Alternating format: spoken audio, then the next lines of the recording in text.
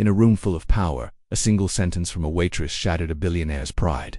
The ballroom glittered with gold chandeliers and the hum of elite voices, but when a billionaire's glass slipped, splashing wine across his suit, his fury exploded not at the accident, but at the young black waitress standing frozen. The room went silent, eyes locked, hearts racing. No one expected the words she was about to speak. The music was warm, alive, the kind that swirled between champagne glasses and crystal chandeliers, carrying the faint scent of expensive perfume and polished oak. Soft laughter danced in the air, echoing against marble walls. Every detail of the ballroom felt rehearsed, perfect, like a scene from a movie. But perfection has a fragile shell, and in that moment, it cracked. It began with a sound, a soft, accidental clink of a glass against a tray, followed by the slow, horrifying tilt of deep red wine as it slipped over the rim, gliding in a dark ribbon down the front of a man's immaculate suit. The man did not blink at first. He froze, staring down at the stain blooming across the tailored fabric, a rich burgundy spreading across navy blue. His hand twitched, as if the idea of touching it might make it worse, and then, his face shifted not to confusion, not to concern, but to something sharp. When his eyes lifted, they locked onto her. The billionaire's voice cut through the music like glass breaking. "Do you even know how much this suit costs?" It wasn't loud at first, but it carried. Every syllable sliced the air, bouncing off chandeliers, settling into the quiet spaces between people's hearts. Conversations faltered. Laughter tripped over itself and fell silent. And then, nothing. Only the faint hum of the air conditioner, the slow clinking of ice in a nearby glass. He took a step toward her, not rushing, but deliberate. The kind of movement that told the whole room this was now a scene. His towering figure stood over her, the way a storm cloud might hang above a single fragile tree in an open field. Her name was Maya, and she had seen this look before. It wasn't the first time someone with too much power and too little patience had looked at her like she was disposable. She'd felt this same weight pressing down on her since she was 16. Carrying trays in diners, wiping counters in chain restaurants where no one even learned her name. But this was different. The room was different. These were not customers grabbing coffee between meetings. These were people with rings that caught the light like tiny suns, people who never looked at the name tags pinned to aprons. These were people who measured the value of everything in numbers. Her fingers curled tighter around the tray. The stem of the last untouched wine glass trembled between her fingers. She tried to keep her breathing steady, but her chest felt tight. She could hear it, the whisper of fabric as the man shifted his weight, the soft shuffle of someone moving their chair an inch, the low, almost nervous cough from a guest at the far end of the table. And then there was the laughter, not from him, but from somewhere behind him. Quick, sharp, almost embarrassed, followed by a hush, the kind of laugh people give when they don't know what else to do. Her knuckles were white now. The tray felt heavier with every passing second. Maya had learned, over years of working these rooms, that moments like this had a script.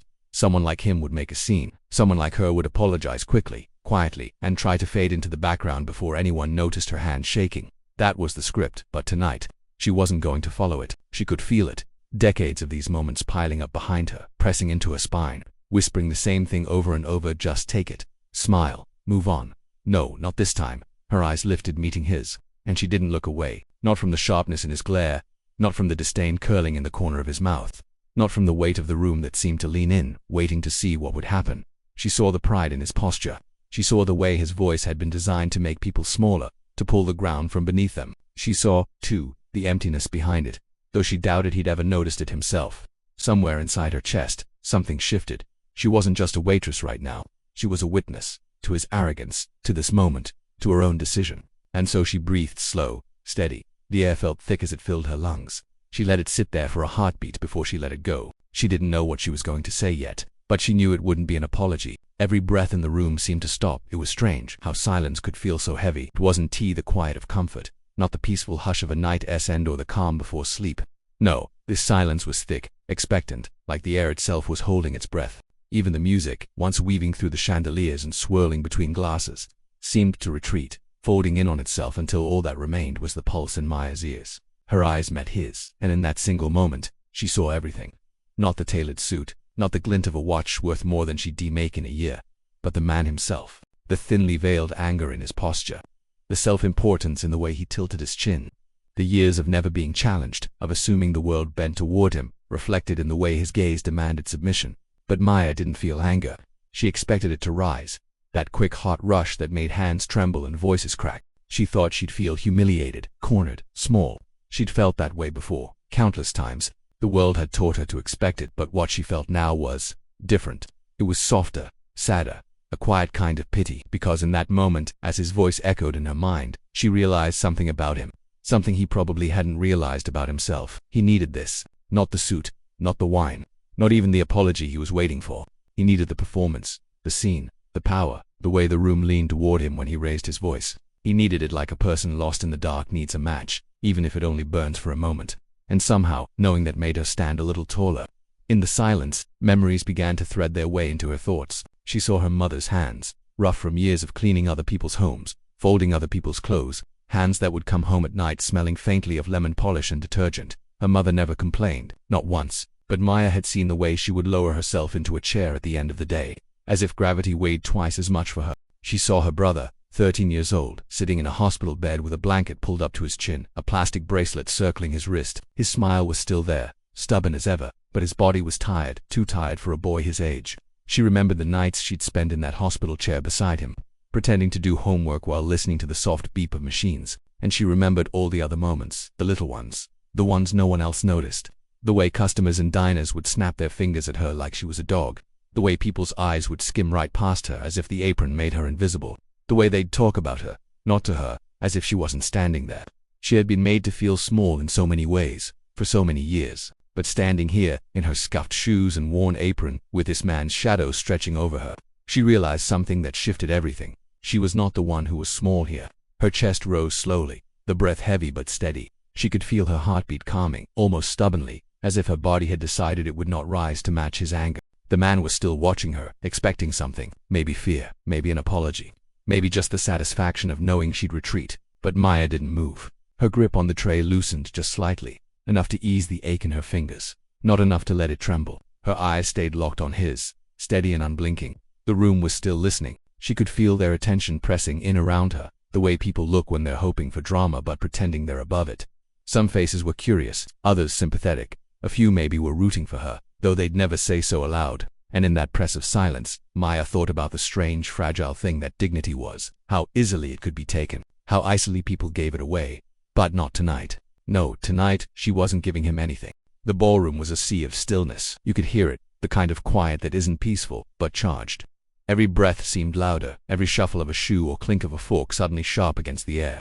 The chandeliers above glittered coldly, their light dancing across faces that were locked, unmoving, waiting for something. Maya stood there, the weight of every pair of eyes on her. She could feel them, pressing from every angle, 100 invisible hands trying to pull her into the role they thought she should play. The humiliated waitress, the small one, the one who mumbles "I am sorry" and slips away before the powerful man in front of her even loses his temper. Her fingers were still curved loosely around the edge of the tray. The wine glasses upon it shimmered faintly in the golden light, the last drops of deep red sliding along the curve of one glass, catching like tiny garnets before disappearing into the base. She was aware of her shoes, scuffed, the kind you wear because they can survive 100 nights of walking back and forth between tables. She was aware of her apron, stained from long hours, tied slightly too tight around her waist. She was aware of the faint ache in her shoulders, a constant companion these days. But most of all, she was aware of him, the billionaire. He wasn't just a man standing there. He was a presence, tall, sharp-suited, wrapped in the quiet arrogance of someone who'd been obeyed his entire life. His jaw was set, his lips drawn into something between a sneer and a smirk. His watch, gleaming at his wrist, caught the light every time he shifted. He was the kind of man whose name appeared in headlines, whose signature made deals happen, whose voice in this moment could change the trajectory of someone else's life. And yet, she didn't feel small. That realization came slowly, like dawn breaking after a long night. She thought of her mother's calloused hands, the smell of detergent that clung to her after a day of cleaning other people's homes.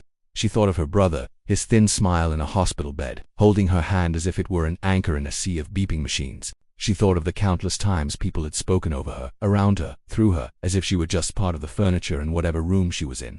And here he was, another man in another expensive suit, expecting her to shrink. She didn't. Instead, her chest rose slowly as she inhaled. The breath was deep, deliberate. She let it fill her, let it steady her heartbeat, let it smooth the tightness in her throat. She knew exactly what she wanted to say. Her voice came out calm, smooth, almost gentle. But in the stillness of the room, it rang out as if she had spoken through a microphone. "Sir," she said, her eyes locked on his, "I can replace a suit, but can you replace respect?" The words didn't just fall into the air. They landed hard. It was as if they had weight, like stones dropped into still water. You could feel the ripple immediately. A murmur swept through the crowd, soft, startled, uncertain. The sound was a mix of admiration and disbelief, like people weren't sure whether to applaud or hold their breath. The billionaire's face shifted. It was subtle at first, a flicker in his eyes, a slight parting of his lips. His mouth opened, as if ready to fire back, but no words came. He seemed to search for something, a retort, a dismissal, anything, but the sentence had wedged itself between them like an unmovable wall. For the first time that night, he didn't feel untouchable. The richest man in the room felt, somehow, poor, not in money.